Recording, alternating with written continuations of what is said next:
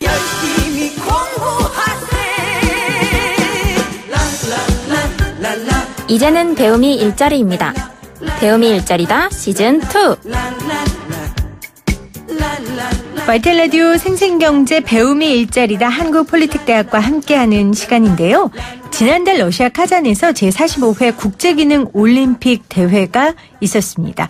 우리나라는 사실 지난 아부다비 대회까지 총 29회, 29번 참가했고요. 19번이나 우승을 거머쥔 명실상부한 기능 올림픽 강국입니다.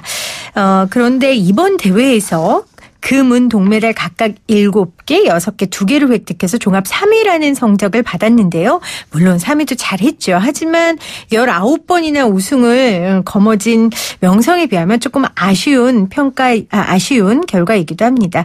오늘은 1995년 기능올림픽 금메달리스트이자 스타 기술인 홍보대사로 활동하고 계신 한국폴리텍대학 양진호 교수와 함께 우리나라 기술에 대한 이야기 함께 나눠보도록 하겠습니다. 교수님 안녕하세요. 안녕하세요. 네, 스타 기술인이 뭡니까? 스타 기술인이 숙련 기술인들의 네.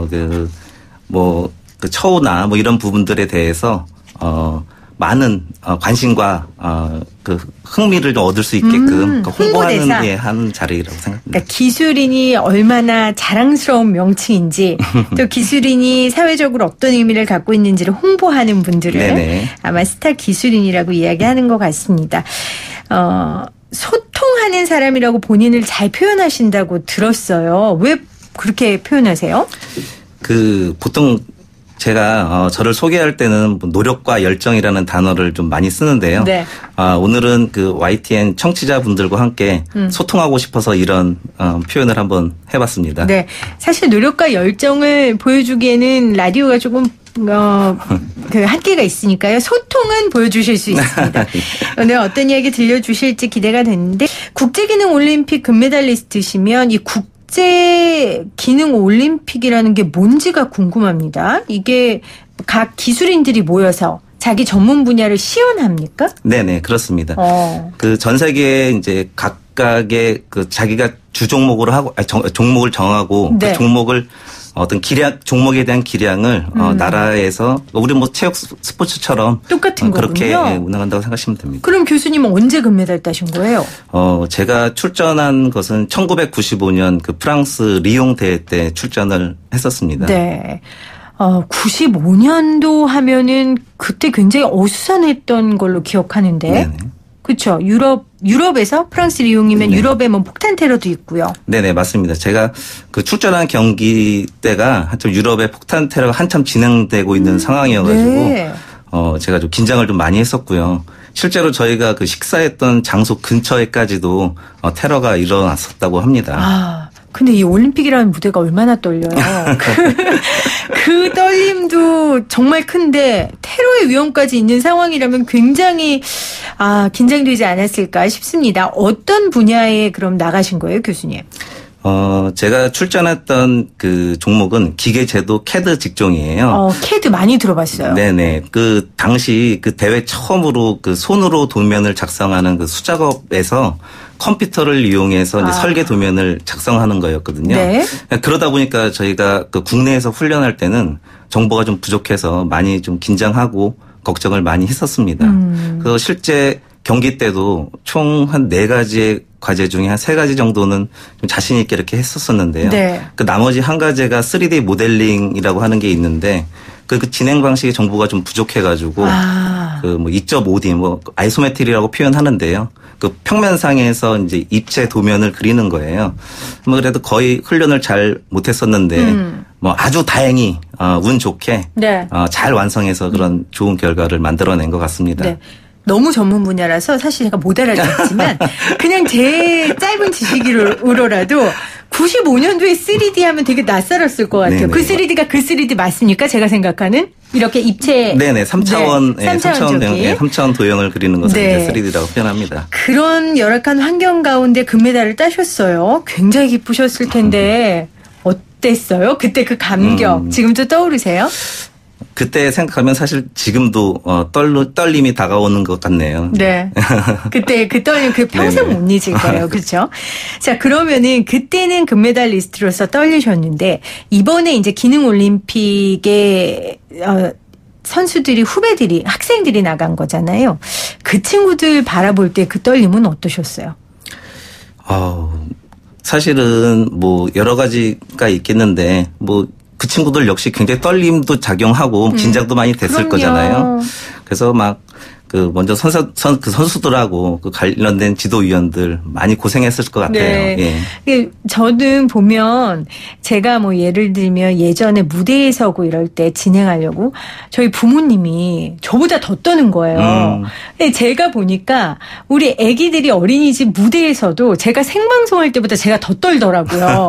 그런 마음이 아니셨을까 싶어요. 내가 하는 것보다 우리 후배들이 무대에 서고 기술을 펼치는 그 장에 있다는 게 굉장히 떨리셨을 것 같은데 그런데 이제 이번에 3위가 됐어요. 네네. 제가 보기엔 3위도 잘한 것 같은데 이게 좀 아쉬운 성적이라면서요?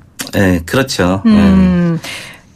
그게 사실 그 아까 오프닝에서 잠깐 말씀하신 대로 네. 그 뭐 개최국의 뭐 강한 견제나 뭐 참가국의 실력이 기술의 발전에 따라 좀 상향 평준화된 것도 있어요. 근데 하지만 그간의 그 우수한 성적이 그냥 유지되는 것은 아니었거든요. 그 다른 경쟁국에서는 단연에 걸쳐 뭐 계획과 투자를 활발하게 하여 뭐 인재 육성과 뭐 기술 개발에 매진을 해온 반면 우리는 다소 안주한 부분이 있었다고 봅니다. 사실 우리나라 사람들이 손재주가 좋다고 하잖아요. 그래서 핸드볼도 잘한다고 그러고 뭐 그래서 기술 이렇게 손으로 만지고 하는 기술 대회에 나가면 굉장히 우수하다라고 얘기하는데 맞나요? 이 말이? 글쎄요. 뭐 그런 말씀들 좀 많이 하시는데요. 손재주가 있는 건 뭐 확실한 것 같아요. 아무래도 젓가락 사용하는 것들을 그렇죠. 외국 친구들하고 해보면 잘 못하는 것 같거든요. 근데 네. 이제 기술은 손재주만 좋다고 되는 게 아니잖아요. 그렇죠. 진짜 예. 말씀하신 대로 이 급격히 변화하는 상황 속에서 알맞은 지원과 인재 육성이 있어야 네네. 이 세계 강국 1위의 자리를 유지할 수 있는 건데 그러면 이렇게 이번에 좀 저조한 결과를 낼 수밖에 없었던 근본적인 원인은 어떻게 교수님은 분석하세요? 이게 그 기능 인력의 양성과 사회 진출에 대한 여러 방면의 그 대안을 세우고 시행의 기술인으로서 성장하는데 저변 확대가 최우선 되어야 한다고 봅니다. 결국 사람을 네, 그렇죠. 성장시켜야 되는 그렇죠. 건데요. 그러니까 이런 부분이 좀 부족하다 보니까 그렇죠. 사회적 관심과 그다음에 흥미 유발도 어렵고 인재 선발과 양성의 어려움도 함께 겪고 있는 것 같아요. 그래서 우수한 인재가 후배 기술인을 잘 육성하는 선순환 과정을 네. 좀 사회에 정착시켜서 기술인 우대 정책이 좀 최선결 과제로 해야 된다고 생각을 하고요. 뭐 그 이후에 뭐 체계적이고 집중적인 투자와 육성이 이루어져야지 비로소 최고의 지위를 뭐 되찾는 과업을 좀 완성할 수 있지 않을까 생각합니다. 맞습니다.